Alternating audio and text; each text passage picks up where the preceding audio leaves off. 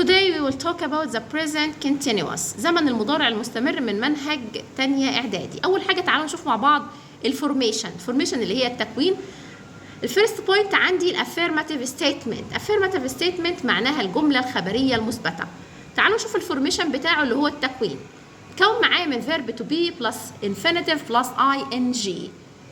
verb to be I am. he she it تاخد معايا is. you و we و they دول البلورال pronouns ضمائر الجمع بياخدوا معايا are وبعد منهم بجيب الانفينيتيف plus ing.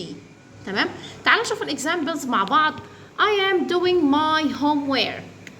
I'm doing my homework at the moment. بيعبر عن ايه؟ بيعبر عن حاجة بتحصل at the time of talking. at the time of talking يعني بتعبر عن حاجة بتحصل أثناء الكلام نفسه. يعني بتحصل دلوقتي واحنا بنقول واحنا بنتكلم.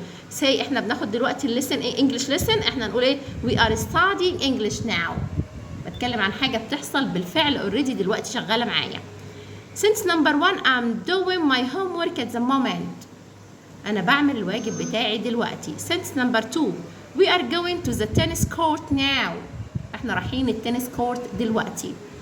since number 3 سما is drawing a picture. سما is drawing a picture يعني سما بترسم صورة دلوقتي. دي جزئية الافيرماتيف ستيتمنت في البريزنت continuous.